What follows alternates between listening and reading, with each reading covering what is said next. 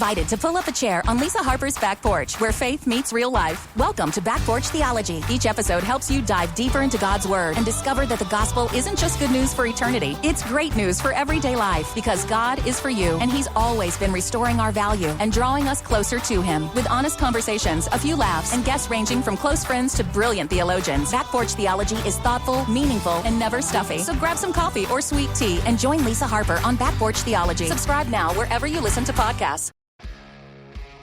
The world is becoming increasingly proficient at telling stories that deny God. As such, we need Thinking Christian to become as natural as breathing. Welcome to the Thinking Christian podcast. I'm Dr. James Spencer. Through calm, thoughtful, theological discussions, Thinking Christian highlights the ways God is working in the world and questions the underlying social, cultural, and political assumptions that hinder Christians from becoming more like Christ. Now, on to today's episode of Thinking Christian. Hey everyone, are you called to make a difference in mental health? Columbia International University offers graduate counseling degrees that combine professional excellence with biblical truth. From associates through doctoral programs, CIU prepares you to bring healing and wholeness to others through a biblically based framework of compassion and care. Whether it's their K-CREP accredited master's in clinical counseling or their PhD in counselor education and supervision, you'll learn from experienced faculty who integrate faith with real-world application to cultivate a kingdom impact through disciples who counsel, teach, and train. Whether you're starting your journey or advancing your career, CIU's counseling programs equip you to serve others both professionally and spiritually. You can visit ciu.edu to learn more about making a difference in mental health through Christ-centered education. That's ciu.edu. Hey everyone, welcome to this episode of Thinking Christian. I'm Dr. James Spencer, and I'm joined today by Dr. Jackie E. Perry. She is a clinical supervisor, a professor of counselor education at Columbia International University, and she's also the president of the Soulwell Center. And we're going to talk a little bit about what that is, what that does, what she does, and we'll get into a lot of topics related to faith and mental health. So, Dr. Perry, welcome to the program. Really excited to have you here. Thank you. I'm happy to be here. Well, maybe just to start out, tell people a little bit about the work that you're doing at the Soulwell Center. Yeah, I just paused for a minute. Yeah, I live in Asheville, which is in Western North Carolina, and I in my teaching as a professor of counseling, probably about 10 years ago, I was teaching a course that is called Skills. It's sometimes called Helping Techniques. It's just the class that counselors get that really teaches them how to sit across from one another. And as I was teaching it for the first time, I had taken it many decades before, it really occurred to me that I felt like the church could use these skills in a layman's way. And though I'd been involved in different lay ministries, Stephen's ministry, things like that, I didn't see the kind of teaching that we were giving counselors that I felt like could really easily cross over.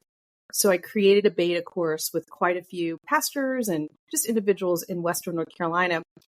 And the course led to kind of this organization, the nonprofit called the Soulwell Center. And the idea was, what if we equipped just ordinary people, parents, pastors, friends, nonprofit leaders, business people, with a chunk of good skills combined with the neuroscience behind relationships and why these skills matter.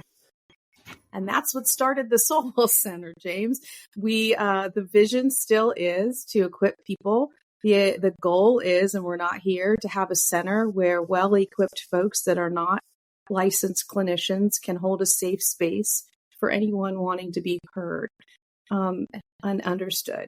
So we're in process. The nonprofit has just been official for about 2.5 years. And we're definitely still in an early growth stage, but it has been fantastic to see people in this community equipped, just even the feedback of how it's changing their families and listening in a new way. Yeah. Yeah, on the website, it talks a little bit about, the listening courses being related to this sort of growing epidemic of loneliness and certain mental health problems.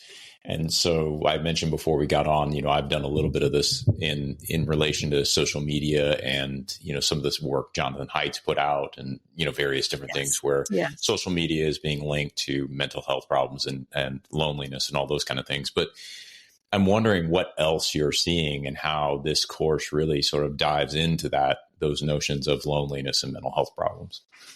Well, I guess I'd love to just back up and talk about that for just a minute. Please. Yeah. It's a huge part of this course, and it is a huge part of a problem we're seeing in mental health.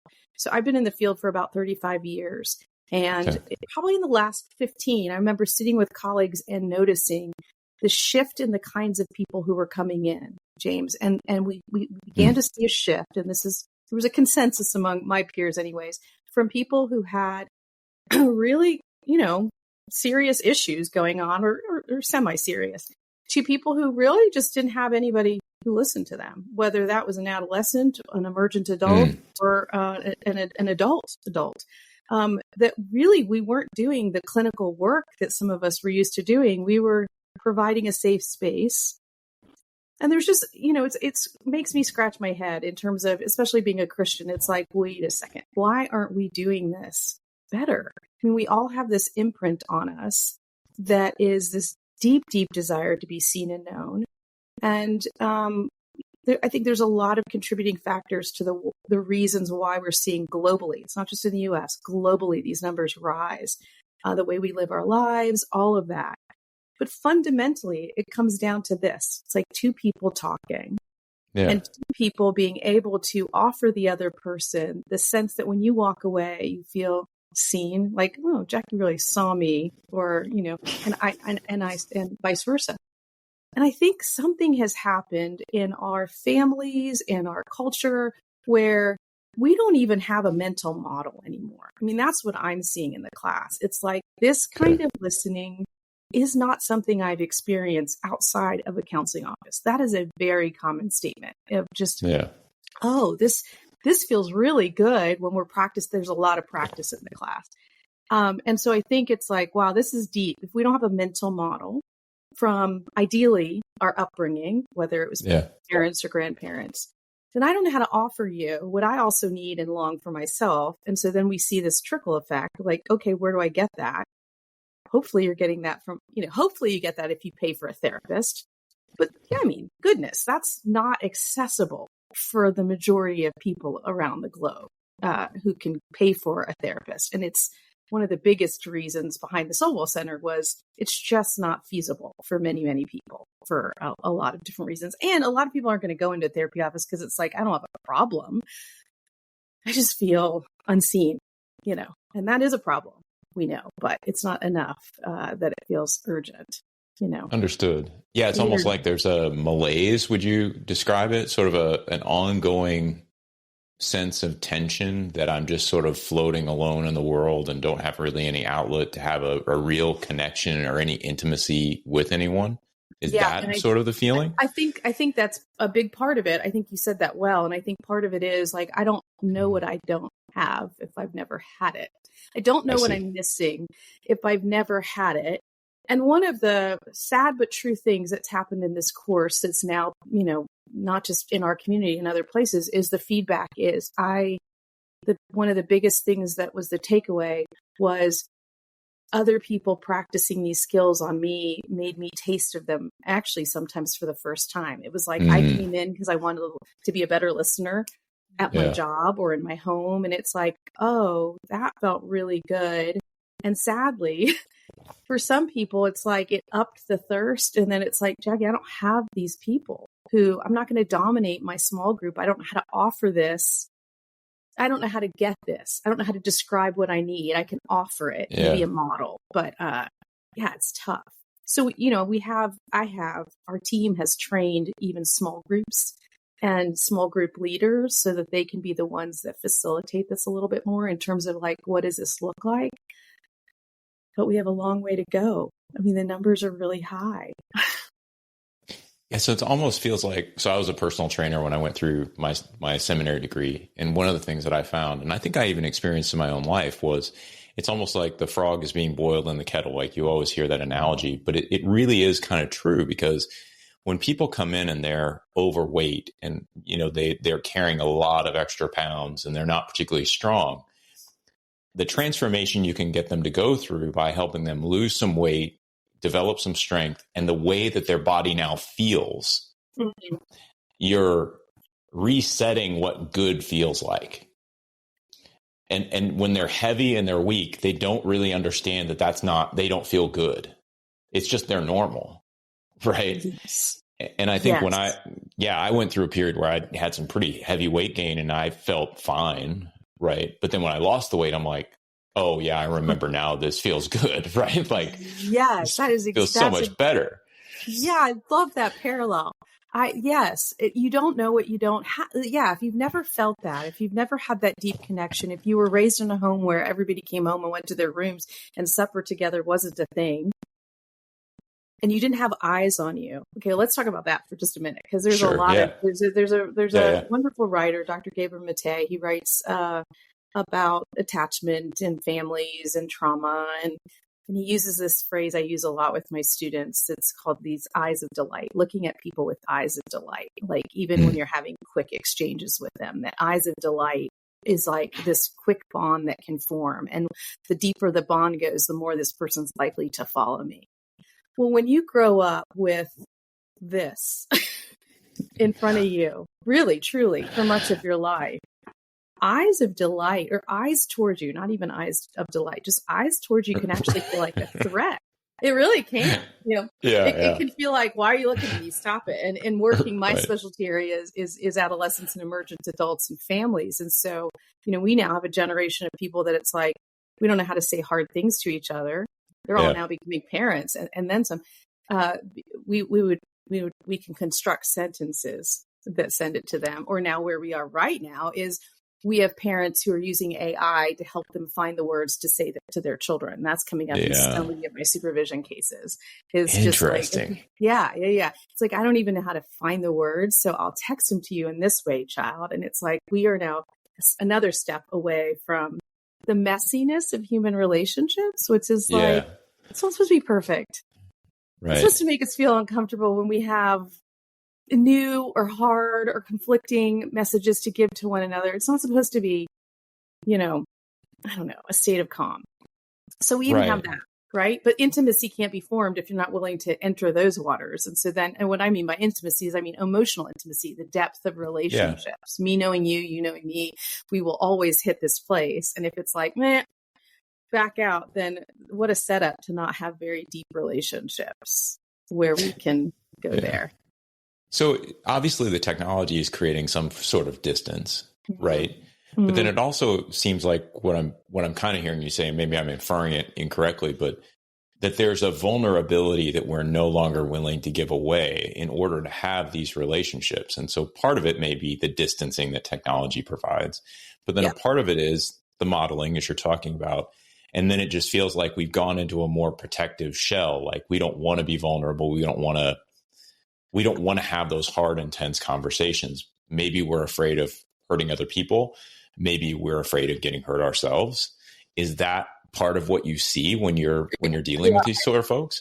Yeah. I mean, I would say this, let me normalize that, because I think fundamentally that's who we are as humans. It's like a push and pull. It's like, I want you to know me. I mean, I think about my relationship with God, and I was sharing this in a devotion just this weekend with students. It's just like this deep satisfaction of knowing, we're reading Psalm 139, of just knowing that he knows us and he sees us whether there's light or dark, all of that, and how wonderful that is. And what the group was talking about is also how terrifying that is. So this is fundamentally who we are. It's like, I want it. And it's also like, because we fear, a lot of things. The voice of shame plays a role in that. Like, what if he really knew? Or what if she really knew all of this? So I think that's always there, and that's always at play. But I also think that if we are in this era where, again, I didn't have a mental model for it, I'm not seeing it in my peer group or my adult peer group, it really is kind of classified neurologically in my brain as a threat, as a bigger threat. And it gets bigger. And so what should be ideal and good is like even more of a threat. And if we just, again, look at fundamentally how we're wired, well, when we have a threat response, what do? If we don't have a skill, we go to two extremes. We either avoid or we attack. And that's kind of what we do when we don't have a response in general. We're going to go to the extreme of get me out of here, or What are you trying to do? Why are you asking me these questions? What are you trying to find something in? I've heard some teenagers talk to me that way. So, and it's like, oh, no, that's not what's happening here.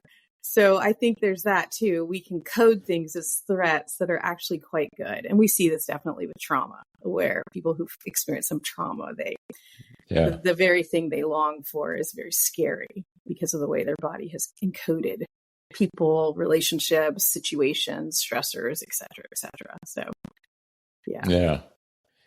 So when you're doing the listening groups, I guess I have a couple questions. I'll ask one first, and then I'll do a follow up. We'll see where it goes. But okay. So I would think, I grew up as an only child, right? And so we weren't like an around the dinner table kind of family, like we ate on TV trays in front of a television, right? So I didn't have I was almost like the original screen kid. It's not like my parents and I never talked, but there wasn't a real big expectation that we were like going to be the Waltons and sit around the table and have dinner. Yeah. You know what I'm saying? Yeah. And so I was just sort of raised as a much more independently minded person. Right. And so I don't have a lot of real close friends. I have a very small circle of real close friends. And so when I hear listening circles and like trying to understand how to listen to other people, I can get my head around that and go, yeah, I probably do need to listen to other people. The scary part for me would be having someone else listen to me.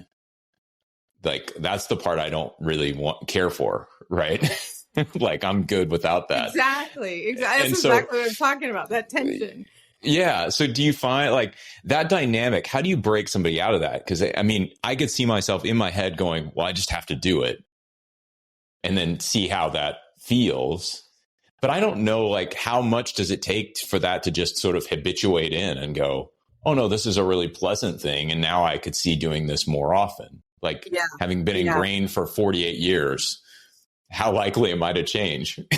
I guess maybe that's the question. Yeah, I think you can answer that question more than I can, for sure. But but you're talking about something that I think, most people can identify in some way, shape, or form. Totally different story. Lots of kids in my home, 4 girls, lots of conversation. But it doesn't mean that there was like attuned listening where I felt heard. It's still, something I get sad about sometimes when I go back home. It's like, I don't feel known there sometimes, So I don't necessarily think it's like a ripping open of my soul and like offering it. But I do think the question for me in healthy relationships, whether it's 2 people in a partnership or good friends, is there a gentle moving towards, can you offer each other a little more? And I think for some people that happens very fast because they feel comfortable and they grew up in a place where like emotional intimacy is just like the part of the risk taking they take in relationships, whether it's, really naming an emotion really, really specifically, or what we call granularly in the field, or just being like, I'm feeling sad. There's a difference between sad and deeply distressed, right? So I think if there's movement towards each other, but unfortunately, that's not always the case. Like, I think sometimes there's a momentum actually, especially when I look at families, there's a momentum of moving away, or just this stuckness where everybody's sort of facing outward. And if we look at if we go back to the narrative, the grand narrative of scripture, it's like this, we were made for more. And yes, it's scary if I've never had it, but am I willing to sort of go in that direction? Who is it? Benner, who talks about, to the extent that I know God, I know myself. And the more I know myself, I know God. And I can't do that work without another. Meaning even this requires community. And so even knowing me requires somebody else, as well as my relationship with God, that this models the Trinity. And we resist that. We resist that. I think there's a tension in all of us, if we're honest about that. Americans have a big healthcare problem. Over 100 million U.S. citizens carry medical debt. But that's not the whole story. With health insurance, your out-of-pocket and monthly costs are way too high. You get surprise bills, denied claims, and poor customer service. That's a serious burden. As Christians, we don't have to pay for a broken system. Christian Healthcare Ministries is an alternative to health insurance at half the cost. You can enroll at any time and join a proven faith-based solution that's both reliable and affordable. CHM isn't just help, it's financial and spiritual support when you need it most. Families across the country count on CHM to step in during their hardest moments, and it works. Stand up to health insurance with a low-cost, biblical solution. Join CHM today by visiting chministries.org/wellness. That's chministries.org/wellness. Faith shapes how we live, and it should shape how we steward our money too. That's why 316 Financial exists. We're an online bank created to help people align their finances with their faith and their values. At 316 Financial, 10% of our profits are given back to faith-based ministries, supporting work that makes a lasting difference. It's a simple idea. Everyday banking can be a powerful way to live generously, and you don't have to sacrifice quality to bank with purpose. 316 Financial offers modern online banking, no monthly fees, free ATM access nationwide, and competitive interest rates designed to help your money grow responsibly. Whether you're saving for the future, managing everyday expenses, or looking for a bank that reflects what matters most to you, 316 Financial makes it easy to bank with intention. Learn more and open an account today at bank316.com. Banking services are provided by 316 Financial, a division of Primis Bank, member FDIC. So one of the things that I've thought about in the past is I think about discipleship as the church's coordination, right? Discipleship is what sort of keeps us all on the same page. But to your point, there's this sort of inertia or centrifugal force that's sort of pushing us away from that central point. It happens in families. You can kind of see it happening in churches. My thought has been, you've got busyness, you've got the ability to travel, you've got, less sort of local community, if you can kind of grasp what I'm saying there. Mm-hmm. What this listening piece seems like it would really play into that, though, that because we're not, in part because we're not doing this, there's no reason for us to really stick together. Am I overreaching there, or is that something you would like? Does that resonate?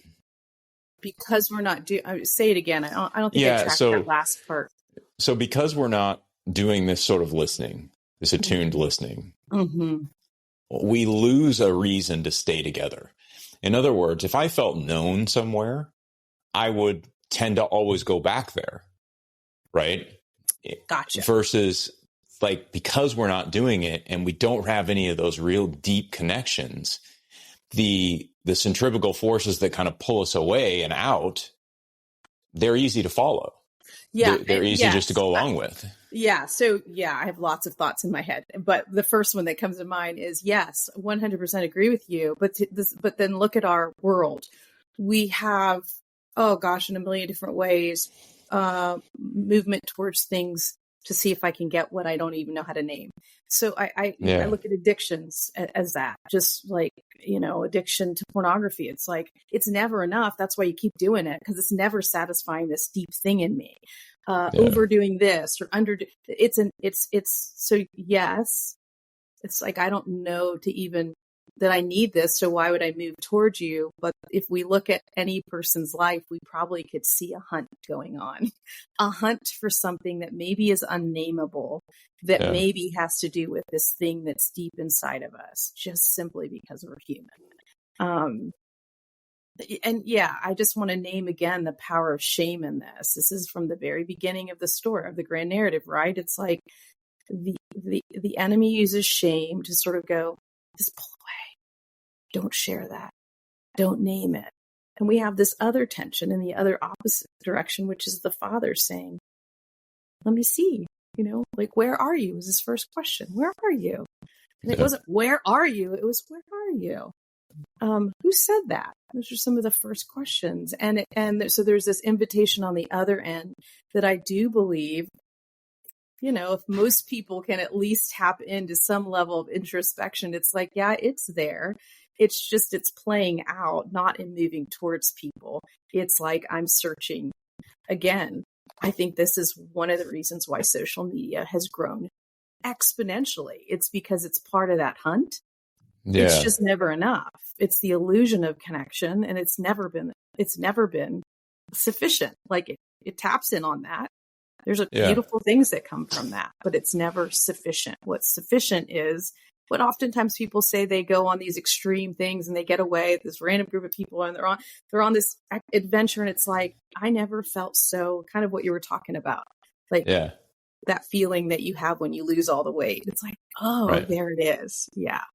And then it's a question of how do you capture that on a day-to-day sort of basis? And part of it has to be just rooting yourself in the relationships that are right in front of you, and having this experience of knowing and being known is kind of how it would work.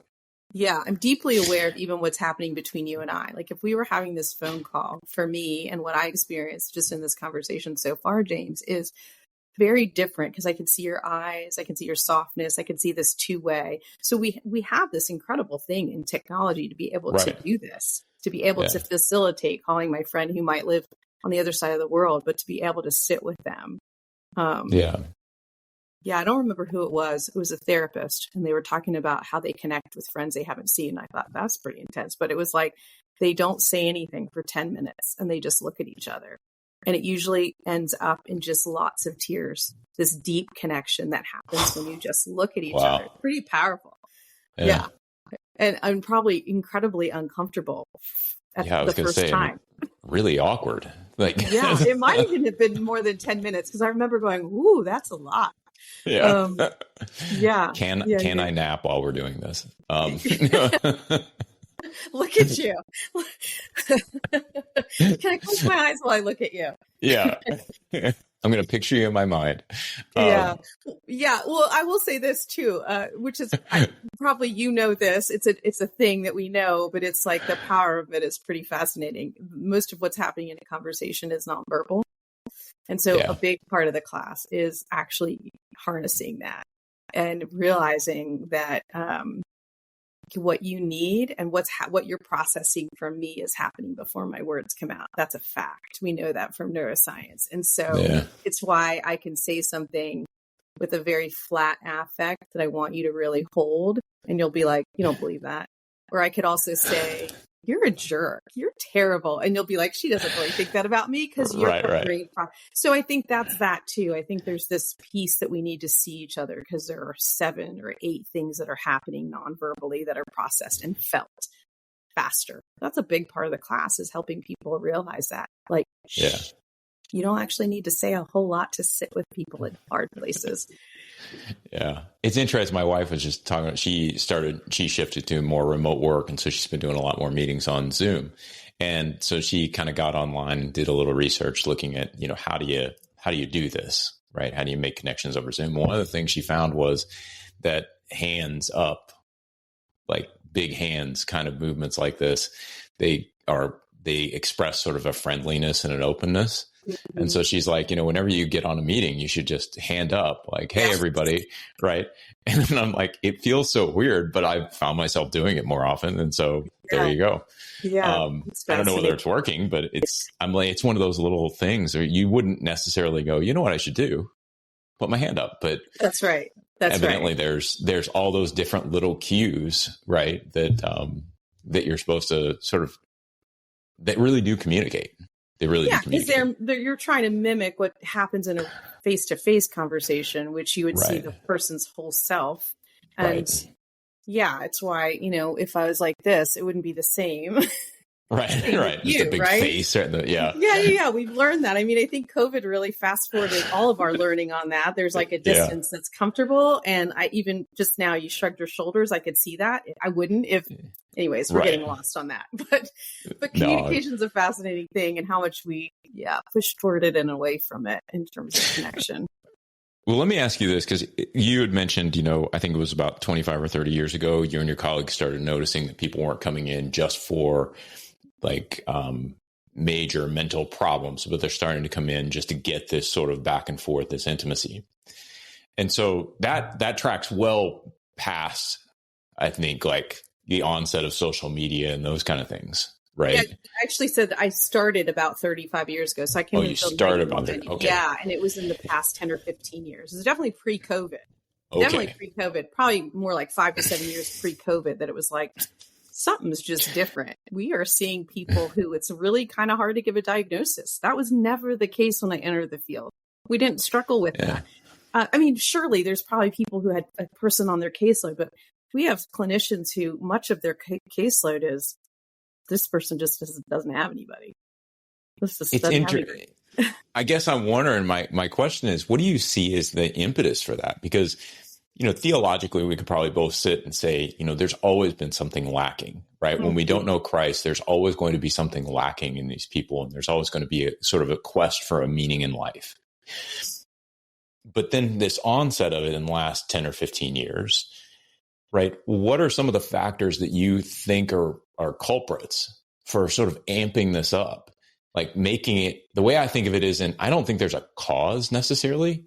I think there's an increasing intensity that people are becoming more and more aware of. Is sort of how it's almost like having the volume up too high on the TV, and it reaches this level where you're like, that's really loud. Yeah.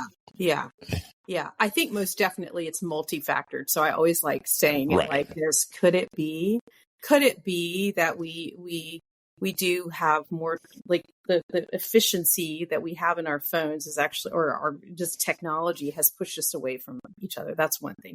Could it be that, I don't know, the impact of more single family homes, the impact of one person providing for a family needing to be gone and simply not enough margin to be able to give children ideally what they need from at least a parent throughout the days, which is eyes and presence, and not this, where we have that in families so much.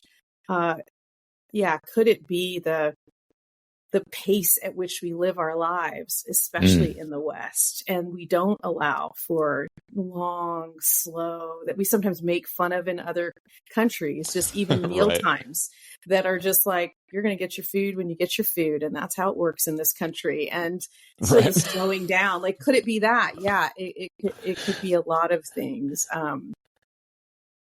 It could be a lot of things. And I don't think it's fair to blame, if we didn't have phones. But I will say, my husband was in youth ministry for a long, long time, and I've always been involved with youth.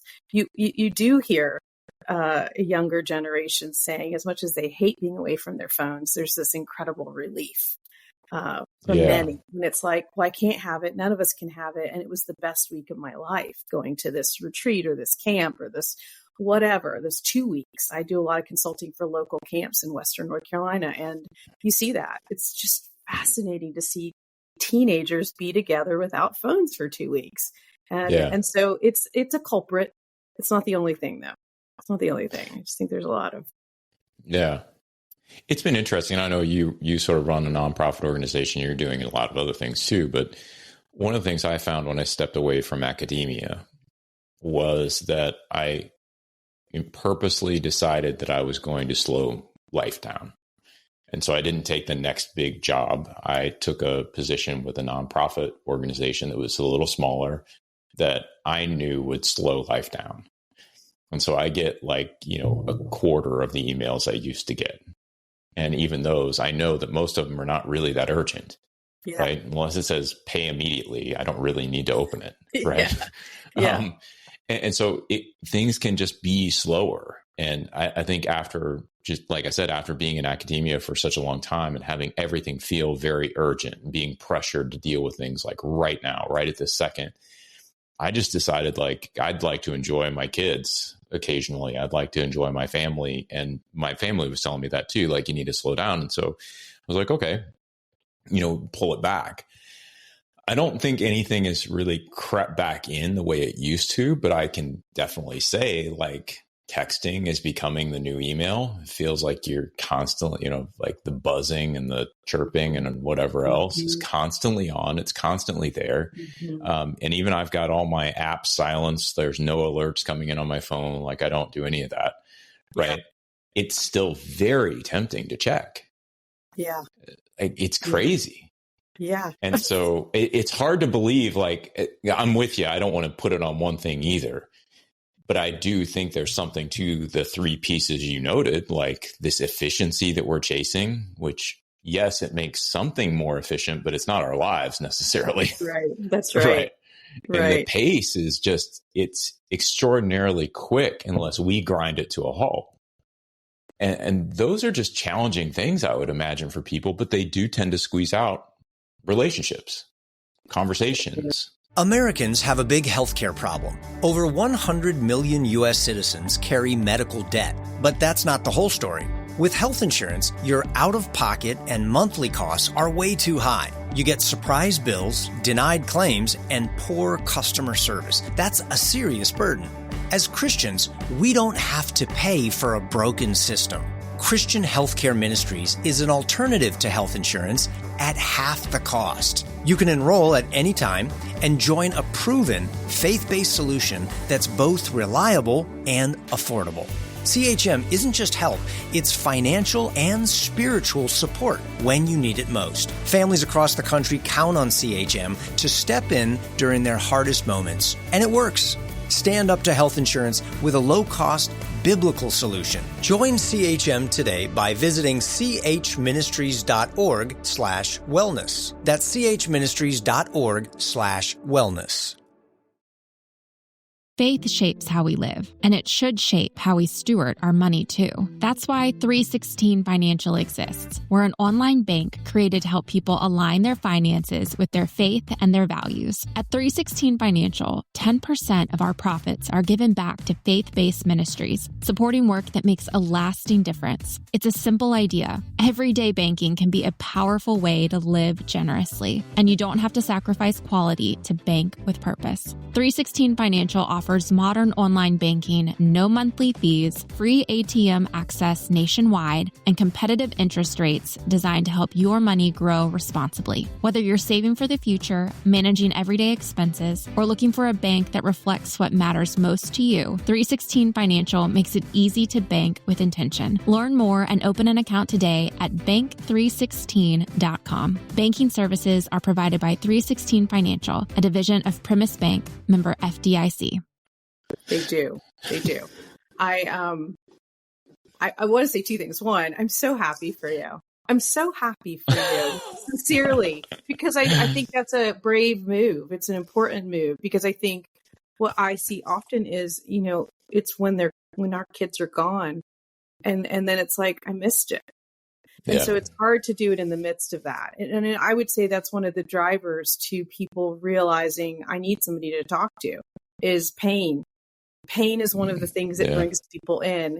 And pain is one of the things that helps them recognize, I don't want to be alone in pain. I can be alone in a lot of things, but when I hit pain, which we all will, every one of us in some way, shape, or form, it's like it brings to the surface some of what we maybe didn't know we needed. We didn't even know that we were. So I love that for you, that you aren't in a place of like, oh, they're all gone. Shoot, I wish I could have done it differently. That you're doing this like that you can forecast. That's a huge thing. Which makes me think of something else. And this is semi-related. It's related. I'm going to make it related. Yes. I was just having a conversation with my son last night, who is a principal of two schools in New York City, two elementary schools, charter schools. And he's not that old. Okay. He's 28 and a half. So this old wise soul, and he said, who hated school. It's a funny thing that he's a teacher and then principal, a hilarious thing, middle child in every way. But anyways, he's like, Mom, this is just like a huge problem. I have these young little people coming out, 22, 23, and they can't do this job. It's not that hard. This is a pretty structured school. This is not crazy here. They can't do this job. And so we had a long, hour-long conversation about distress tolerance, a lack of distress tolerance.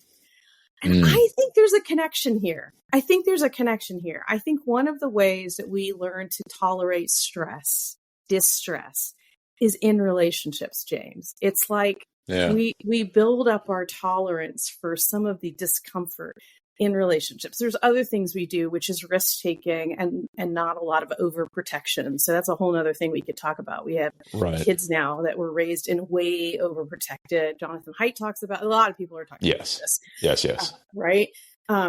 What I did growing up in the 70s and 80s is, would be considered child abuse. Probably. You're right. Some of it. Jonathan talks about this. Yeah. I love his work. But I think that's part of it too, is like, there's just a moving away from stress, period. And so it's like, they quit.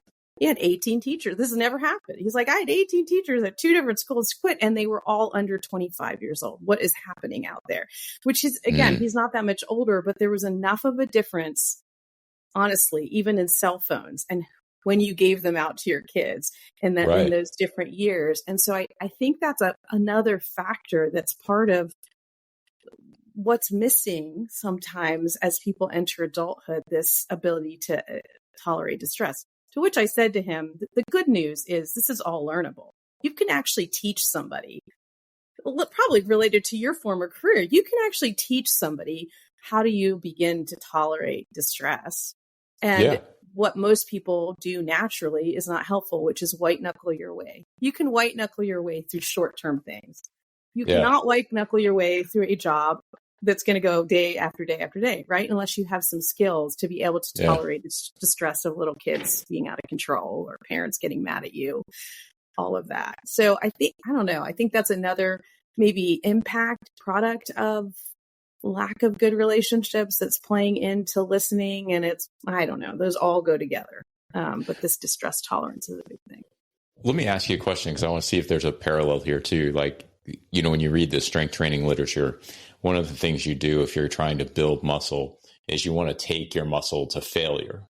But what the literature shows is that if you take your muscle to failure within, let's say, 5 to 10 repetitions of an exercise, people have a much better perception that they've actually failed than if they go beyond that and you're trying to guess, how would I fail if I'm going to do 15 or 20 or 25 repetitions?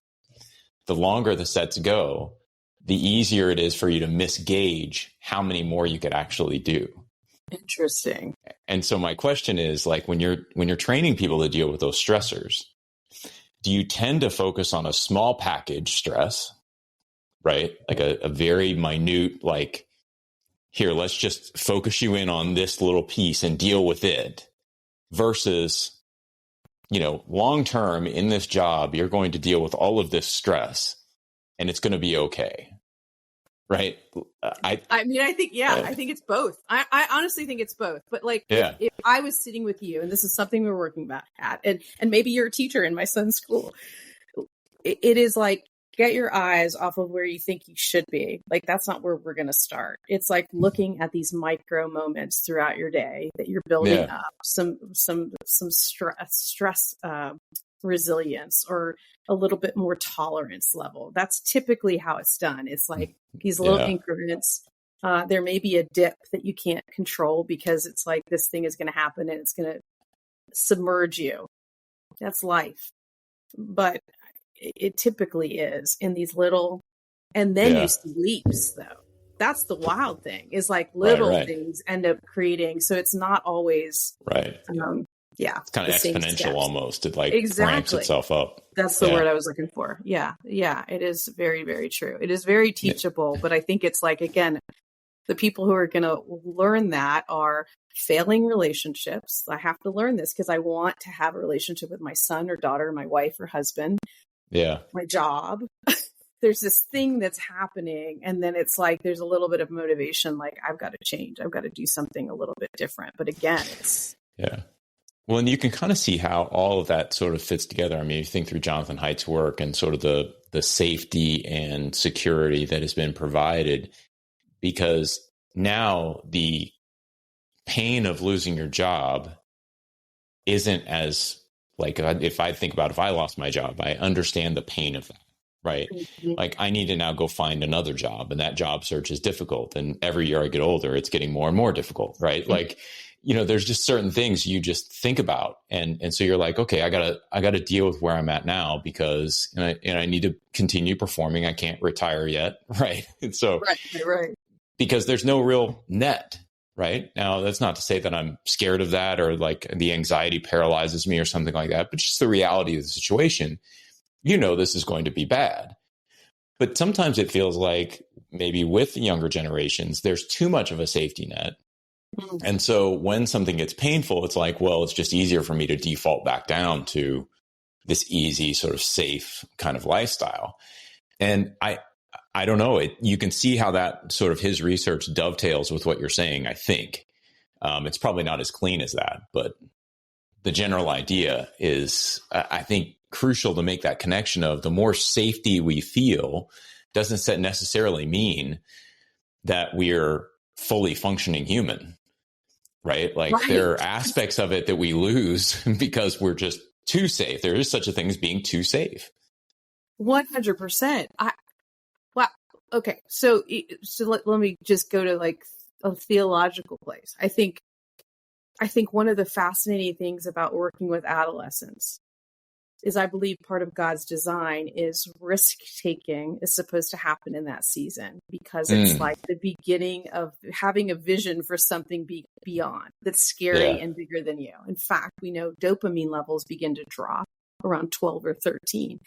And it's interesting. It's like, that's such a bummer. I would have liked that to not be the case with my teenagers. It's why they're kind of, sometimes they're flat. We see drops and so one of the theories is it's because they now need to go look for things that are going to give them some of them do that well. Gotcha. Yeah. Like taking a hard course or auditioning for something or trying out for something new. Those are going to give some and others, break into buildings and steal, that's a dopamine burst or drugs or what all. But I just think about how much,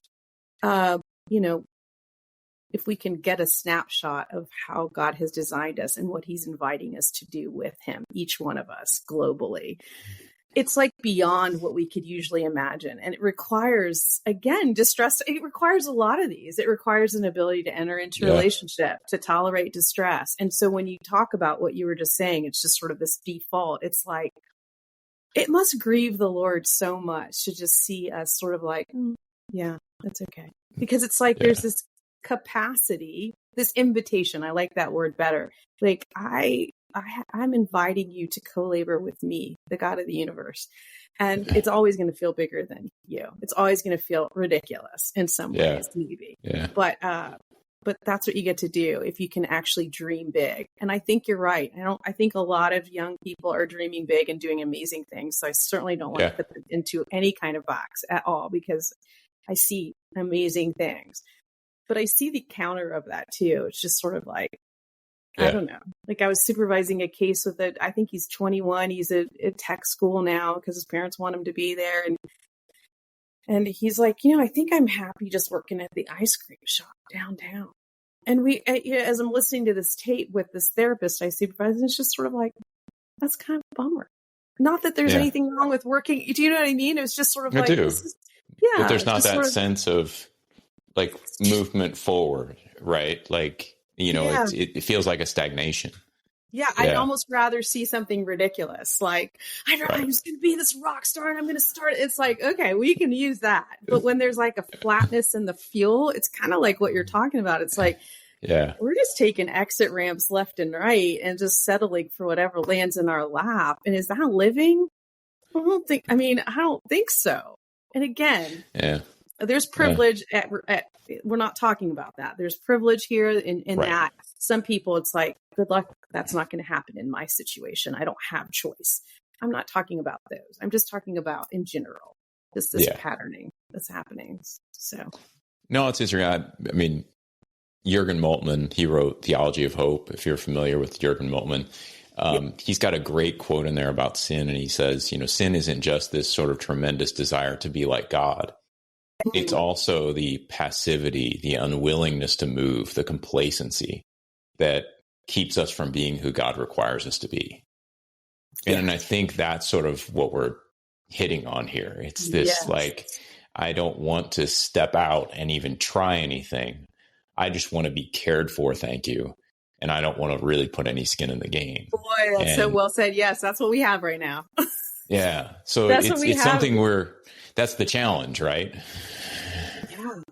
Yeah. I think that is Yeah, and there's just a sadness. I mean, it goes back to sort of the relationships. Not bringing it back to you, James, but I'm just saying in terms of like, why should I not, why should I go deeper in these relationships? It's like, that's a part of it too. It's not just about our vocation or our co-laboring. It's also like, this is good. This is how I've made you. And this is not partly.